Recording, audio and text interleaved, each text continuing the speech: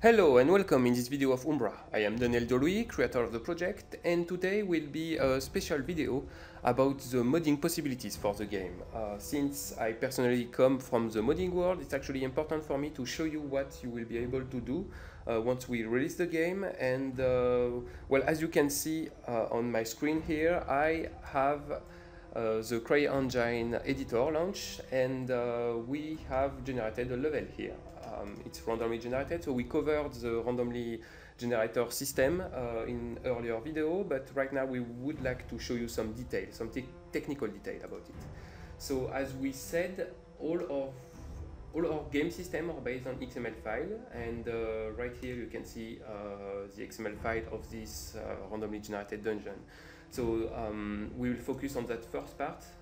As you can see, there is different parameters you can enter. For example, the type of architecture for the level, the size of the level, and also the size of the room you can find in it, the amount of corridor there will be in it, the amount of stairs, and the secondary size for the for alternative paths. So we generated a level here, and we are going to make some small change in our XML file just to show you how it will actually work.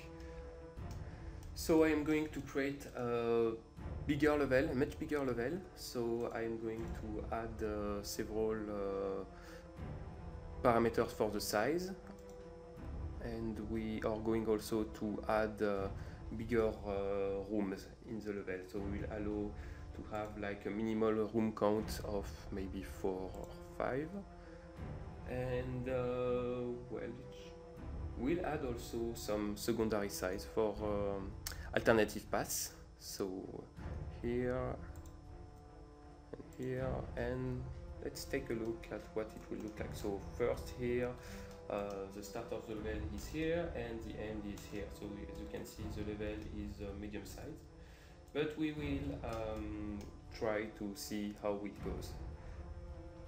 And with these new parameters, we are going to generate a new level. So let's do this.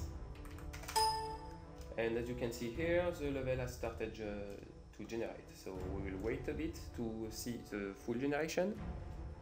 And it is done. So as you can see here, the level is much bigger.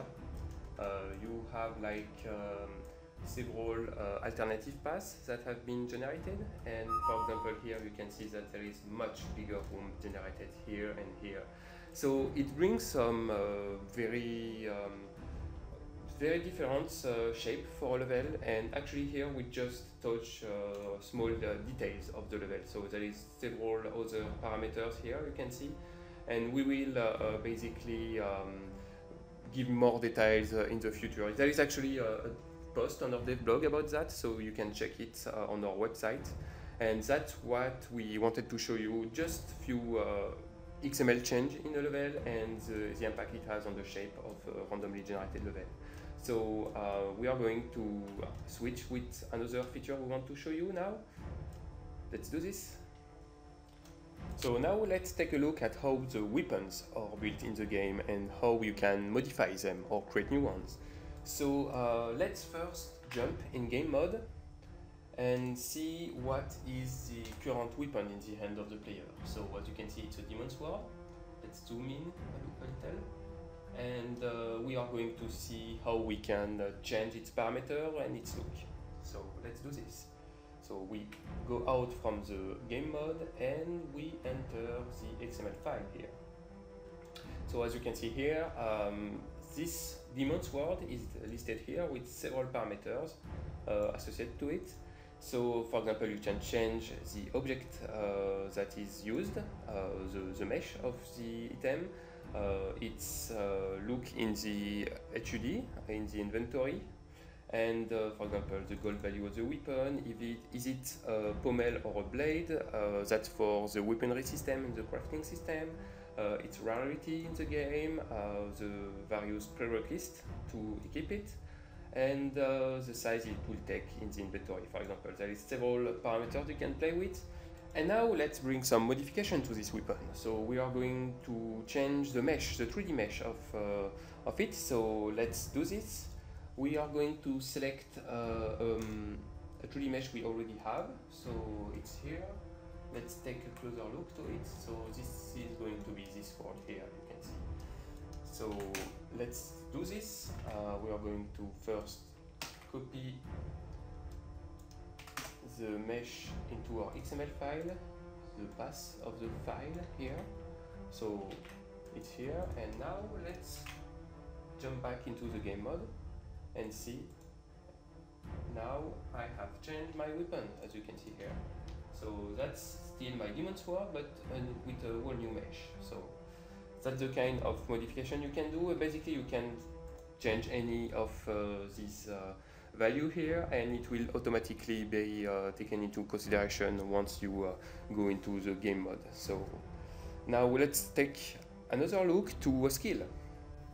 So now let's modify a skill, and I'm going to show you how with a small tweak in an XML file we can change the gameplay and the look of a skill. So here I'm going to change this triple fireball.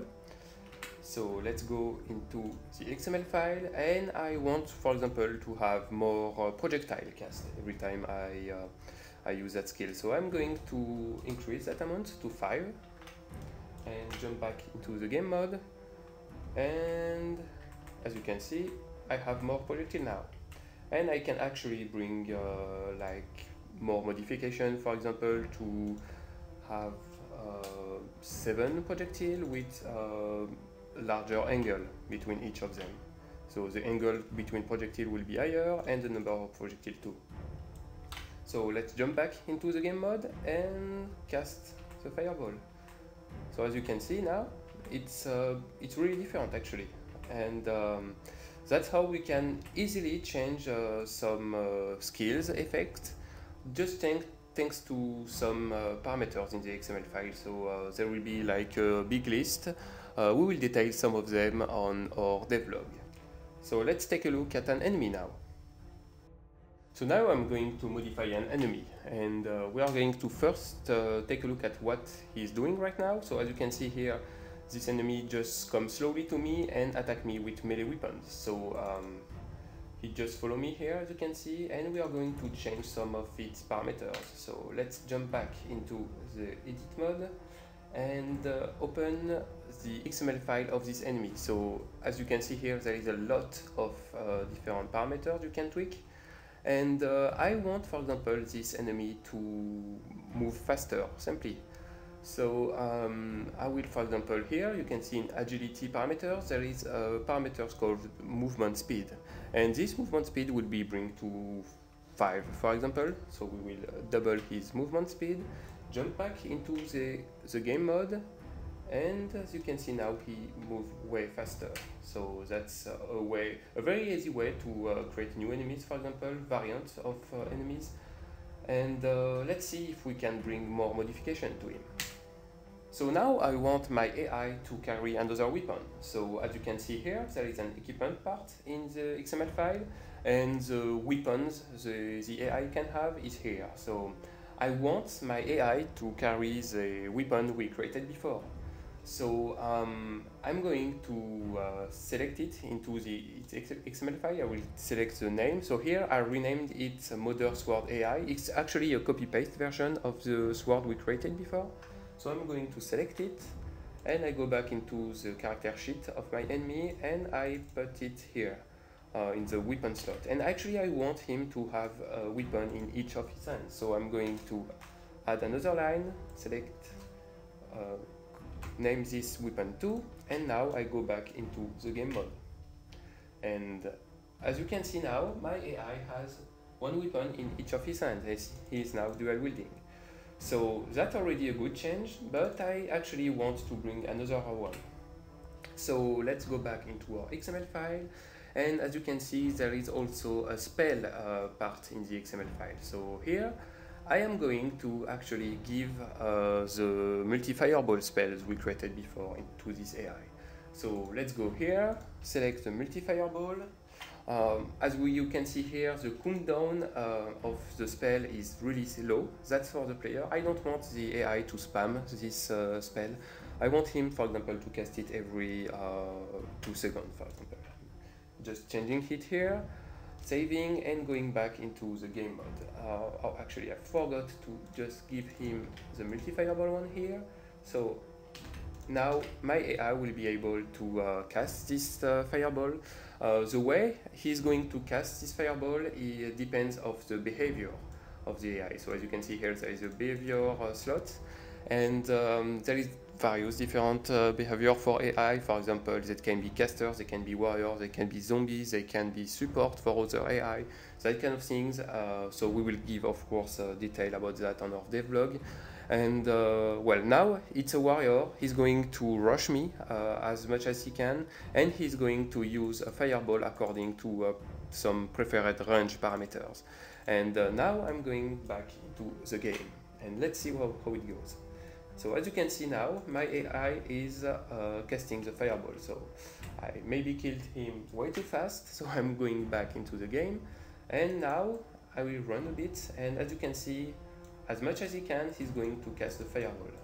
So here, it's worked pretty well, and he's actually hitting me and dealing me pretty much damage with it. So that's the way you can actually modify the game. It actually worked pretty nicely, as you can see now.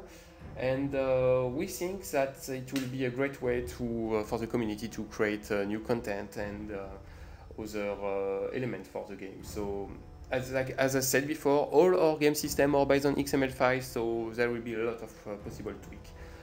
So far we are using the CryEngine engine as a service. It will be better for modders to get it too, if they want to properly mod the game, because that's a Crytek product, we cannot redistribute it. And but we try to keep some compatibility with the older version, the free SDK version.